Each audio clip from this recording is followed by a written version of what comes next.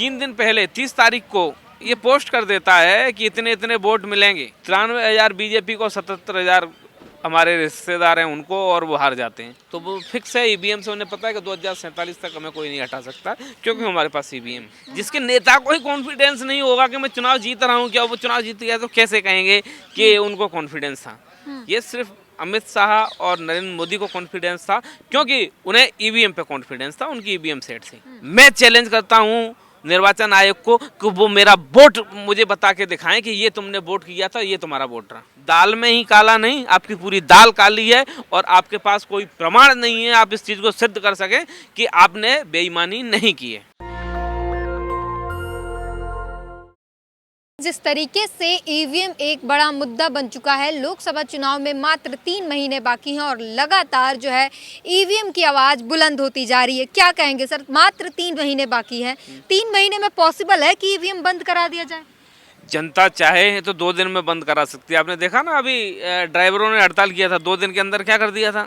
जनता की ताकत सबसे बड़ी ताकत होती है। जनता जिस दिन रोड पे आ जाएगी तो ईवीएम क्या, जिसको चाहेंगे उसको बंद करा देंगे, इवन सरकार को भी बंद करके। और आपने देखा था एक देश में जब आंदोलन हुआ था तो राष्ट्रपति के कमरे में घुस गए तो लोग उसको कमरे में बंद कर दिया था। जनता की ताकत सबसे बड़ी ताकत होती है, जो जनता चाहे वो सब संभव है। तो क्या अभी जनता नहीं चाह रही है क्या? क्योंकि अभी तक तो सड़कें सूनी है, अभी तक सारी गांव की बात कर ली या तमाम जगहों की, अभी तक लोगों के दिमाग में ये आया भी नहीं है कि ईवीएम हैक हो रहा है। देखिए, दिमाग में सबके में था, पर लगता था कि शायद अब हो सकता है ऐसा नहीं होता हो। जिस तरीके से मीडिया जिस तरीके से भ्रमित करने की बात करती थी, जिस तरीके से निर्वाचन आयोग हमेशा स्पष्टीकरण देता था, लेकिन जिस तरीके से जो अभी रिजल्ट आए हैं, मध्य प्रदेश हो, छत्तीसगढ़ हो, यहाँ पे तो उनकी मीडिया ही बता रही थी कि नहीं, यहाँ पे सरकार बदलने वाली है। और हम लोग वहाँ फील्ड पे जब काम कर रहे थे और पार्टियों ने भी महसूस किया कि इतना अच्छा मजबूत स्थिति होने के बाद भी इतने पीछे हो गए कि वो कभी सोचा ही नहीं था। तो कहीं ना कहीं चिंता का विषय है कि कैसे ये संभव है। जैसे कि उदाहरण के तौर पर ये बीजेपी का आदमी 3 दिन पहले 30 तारीख को ये पोस्ट कर देता है कि इतने इतने वोट मिलेंगे, 93,000 बीजेपी को, 77,000 दूसरे प्रतिद्वंदी को। और रिजल्ट जब आता है तो आप ये देखिए, 93,000 बीजेपी को, 77,000 हमारे रिश्तेदार हैं उनको, और वो हार जाते हैं। क्या इनको ईवीएम ने रात में सपना दिया था, या ये अंतर्यामी थे, इनको मालूम था कि ये ऐसा होने वाला है? तो कहीं ना कहीं ईवीएम पे संदेह है। आप ये बताइए, जिस देश ने ईवीएम बनाई वो इलेक्शन ईवीएम से क्यों नहीं कराता है?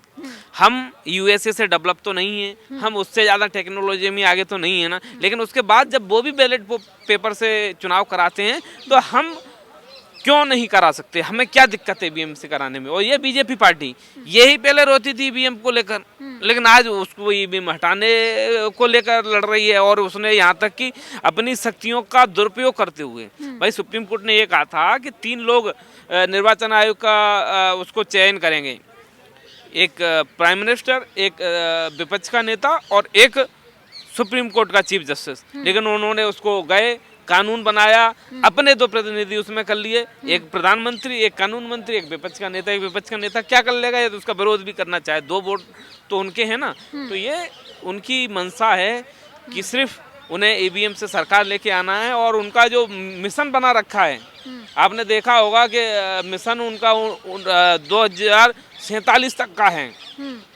तो वो फिक्स है, ईवीएम से उन्हें पता है कि 2047 तक हमें कोई नहीं हटा सकता, क्योंकि हमारे पास ईवीएम है। आपने कहा 95% लोगों ने ईवीएम नकारा है, सर्वे में पता चला है। तो ये सर्वे कहाँ, सिर्फ पढ़े लिखे लोगों के बीच हुई है? गांव में जाके जो आम जनता है, जो ज़्यादा वोट करने में और उनकी हाथ ज़्यादा होते हैं सरकार बनाने में, निर्माण में, उनके बीच भी हुआ है? देखिए, ये सबसे ज़्यादा सर्वे आम जनता में जाके हुआ है, किसानों में। आपको मालूम है, ज़्यादा पढ़े लिखे और एलीट क्लास के लोग तो वोट ही डालने नहीं जाते हैं। उस दिन उसका छुट्टी मनाते हैं और अपने आप पिकनिक पार्टी करते हैं। लेकिन जो अपने सर्वे कराया है वो ग्रामीण स्तर पर कराया है। उनके मन की इच्छा है कि उन्होंने गाँव में वोट ही नहीं डाला, उतना वोट भारतीय जनता पार्टी को निकल कैसे रहा है। ये उनकी इच्छा है, उनका सर्वे है, ये उसके माध्यम से हमें मालूम पड़ा है। बीजेपी लगातार दावे कर रही है कि जनता का साथ उसके साथ है और इसीलिए वो जीत रही है। ईवीएम पर ठीकरा फोड़ा जा रहा है हार का बस। वो उन्हें भी मालूम है, उनके बीजेपी के नेता को भी मालूम है, जो हमसे पहले बात करते थे। जब कभी रास्ते में हम आंदोलन में चलते थे, ट्रेनों में उसमें मिल जाते थे, कहते थे यार मामला गड़बड़ है, देखो क्या होता है। वो 30-30 हज़ार वोट से जीत रहे हैं। जिसके नेता को ही कॉन्फिडेंस नहीं होगा कि मैं चुनाव जीत रहा हूँ, क्या वो चुनाव जीत गया तो कैसे कहेंगे कि उनको कॉन्फिडेंस था। ये सिर्फ अमित शाह और नरेंद्र मोदी को कॉन्फिडेंस था, क्योंकि उन्हें ईवीएम पे कॉन्फिडेंस था, उनकी ईवीएम सेट थी। चुनाव आयोग की बात करें तो चुनाव आयोग पहले भी चुनौती देता रहा कि हैक करके दिखाओ। चुनाव आयोग अभी भी चुनौती देता है कि ईवीएम हैक नहीं हो सकता, आप हैक करके दिखाओ, क्योंकि हम पहले ही पूरी तरीके से जांच पड़ताल करके उसके बाद वोटिंग के लिए मशीन देते हैं। जैसे कि अभी जंतर मंतर पे किया था, उन्होंने बोला था ना कि आप अपनी ईवीएम हमें दे दो और हमारी ईवीएम आप ले लो, आप इसको चेक कर लो, हम उसको चेक करने तो देने में दिक्कत क्या है, देना ईवीएम वो, और फिर उसी ईवीएम को हैक करके दिखाएंगे उसी के निर्वाचन आयोग में, देने से दिक्कत क्या है, दो ना। पर चुनाव आयोग ये भी तो कहता है कि बिना छेड़छाड़ के अगर हैक हो सकता है। अरे यार बिना छेड़छाड़ के उसको सेटअप भी वैसे किया जाएगा ना।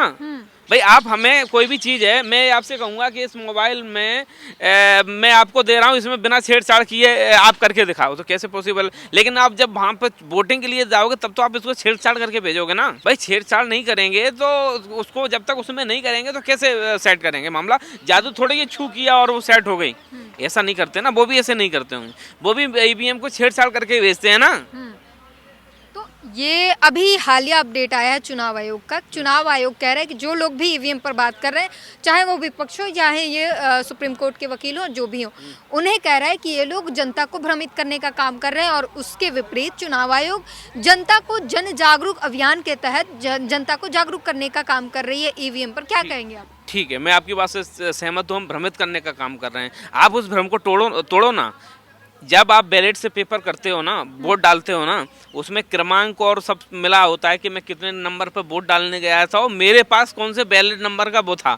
यदि मैं कभी शंका करूंगा तो आप मुझे उसी नंबर का निकाल के मेरा चार्ट निकालोगे कि मैं कितने नंबर पर वोट डालने गया था, उस नंबर पर कितने नंबर का बैलेट पेपर फंसा था और उस पर मैंने सील लगाई थी, वो निकाल के मेरे मुँह पर मार देंगे कि ये रहा तुमने वोट किसको दिया था। मैं चैलेंज करता हूँ निर्वाचन आयोग को कि वो मेरा वोट मुझे बता के दिखाएं कि ये तुमने वोट किया था, ये तुम्हारा वोट रहा। चुनाव आयोग सीधे कहता है कि ये सब आप लोग बेमतलब का उलझुलूल हरकतें। मैं आपसे क्या कह रहा हूँ, मैंने जब आप बैलेट पेपर से जब करते हो तो उसमें नंबरिंग होती है, 5 नंबर, 6 नंबर, 10 नंबर, 100 नंबर, जो भी रहेगा उसमें मैं वोट डालने गया हूँ। जैसे उनने बैलेट पेपर फाड़ा होगा, वहाँ पे टिक किया होगा और उस समय कौन सा बैलेट फटा होगा वो उनके पास पूरा डेटा रहता है। मैं उस पर क्वेश्चन करूँगा, वो तुरंत उस बैलेट को निकालेंगे और मेरे मुँह पे मारेंगे, बोले ये रहा तुम्हारा वोट। इसमें वो दिखा के दिखाएं, वो पर्ची निकाल के दिखाएं कि लोकेंद्र गुर्जर तुम इस समय इतने नंबर पर वोट डालने गए थे और ये आपका बीपीडी पैड है और ये देखो आपने इसको वोट किया था। इसी के लिए तो वो कह रहा है, इसी के लिए चुनाव आयोग कह रहा है कि ये सब उलझुलूल बातें, हमारे पास इतना समय नहीं है। समय नहीं है तो फिर ये कहो आपके पास समय तो है, आप प्रूफ नहीं कर सकते, क्योंकि दाल में ही काला नहीं, आपकी पूरी दाल काली है और आपके पास कोई प्रमाण नहीं है आप इस चीज़ को सिद्ध कर सकें कि आपने बेईमानी नहीं की है।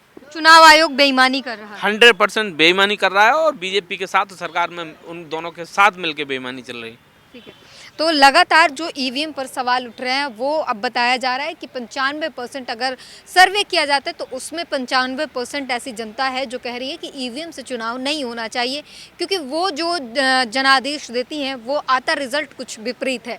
पूरी बातचीत पर अपनी प्रतिक्रिया आप जरूर दीजिए। कैमरामैन आशीष के साथ ब्यूटी गिरी, धन्यवाद। नेशनल दस्तक की आपसे गुजारिश है कि अगर इसको बचाना चाहते हैं तो नेशनल दस्तक को सब्सक्राइब करने के लिए रेड कलर के सब्सक्राइब बटन को दबाएं, फिर बेल आइकन की घंटी दबाएं। नेशनल दस्तक को बचाने के लिए बहुत जरूरी है कि हर खबर को शेयर करें, लाइक करें, कमेंट जरूर करें।